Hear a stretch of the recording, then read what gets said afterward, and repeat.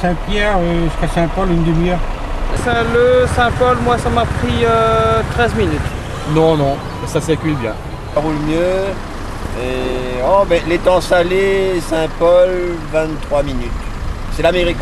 Samedi, ça bouchonne un peu. Midi 28 exactement, quelques secondes après le lancement officiel proclamé par le président de la région, Paul Vergès. Les premières voitures circulent sur la route des Tamarins au niveau de Saint-Paul en direction du sud de l'île. Pour moi, c'est une opération terminée. Eh bien, je passe maintenant à la poursuite des études pour le prolongement de cette route vers Saint-Joseph et vers l'est et le nord.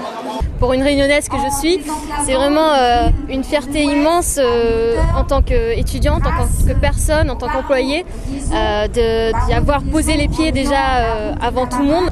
L'inauguration d'aujourd'hui va certainement être un événement qui va changer la vie de pas mal de gens à La Réunion, notamment ceux de l'Ouest. Il y a une grande satisfaction dans la mesure où la route est livrée au jour prévu et à l'heure prévue également, on pourrait dire. Je suis vraiment très content car ça va permettre vraiment un développement de l'ensemble de la côte ouest et de la côte sud. Et c'est l'aboutissement d'un projet qui va entraîner un nouveau projet qui est le tram-train. C'est super. Au moins la route, voilà, c'est ça. C'est ce qu'on demande en priorité. Je suis fier surtout que la route soit ouverte. Je parlerai plus de crise au sein du Parti Socialiste à La Réunion parce que suite à l'intervention de Patrick Le Breton et Jean-Jacques Blaudy, j'ai été conforté dans ma position. Je vois qu'au PS, il y a des gens qui viennent aussi dénoncer ce que je n'ai pas cessé de dénoncer depuis des mois. Je pense que je ne vais pas être le seul qui soit étonné. Moi, je pensais que son bail allait être conduit, puisque certes, il a vécu une période difficile sur les Antilles. Peut-être qu'il en était responsable sur certains points, mais il a servi de fusible au gouvernement. Et je vois que M. Sarkozy a une drôle de manière de remercier les personnes qui ont travaillé pour lui. Panchard arrive, on lui souhaite la bienvenue. C'est quelqu'un que je connais assez bien parce qu'elle a participé avec Jean Simonetti à la rénovation du mouvement populaire à La Réunion. C'est quelqu'un qui vient de l'outre-mer, c'est tout un symbole. Et dès l'automne, il y aura un projet de loi pour réformer les régions, les départements, pour qu'il y ait beaucoup moins d'élus. On parle de 6 000 ramenés à 3 000, donc il y a une évolution.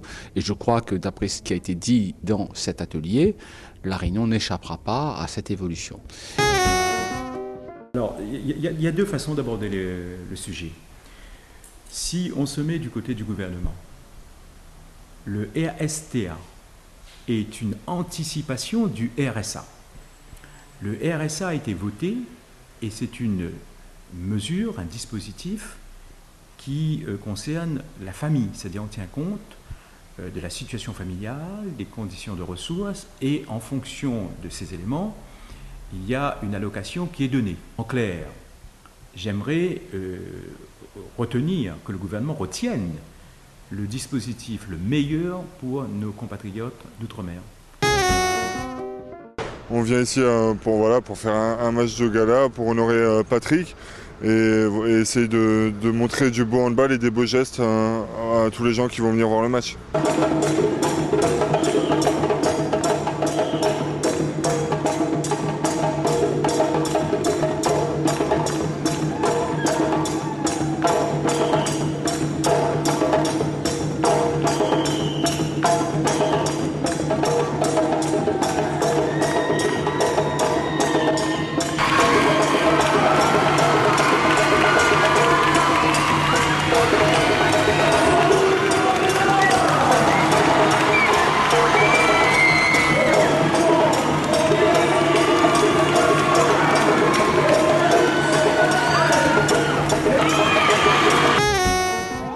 Et au fait, c'est mon mari qui voulait absolument garder un petit souvenir, donc je suis allée chercher un DVD et un CD pour que tout le monde ait une pensée pour lui. C'est un grand artiste qu'on continue à aimer et voilà. J'ai tous ses albums, tous ses DVD, tout ce qu'il y a. L'œuvre reste, quels que soient les déboires des uns et des autres, en particulier de Michael Jackson, l'histoire retiendra qu'il aura marqué son temps à travers une nouvelle musique, à travers un nouveau concept même de la présence sur scène. Et je pense que les jeunes, les moins jeunes pourront dire que enfin, l'histoire de la musique a été enrichie. C'est un grand étonnement, une grande tristesse, parce que je pense qu'il va laisser un vide dans la musique et dans la musique pop en général.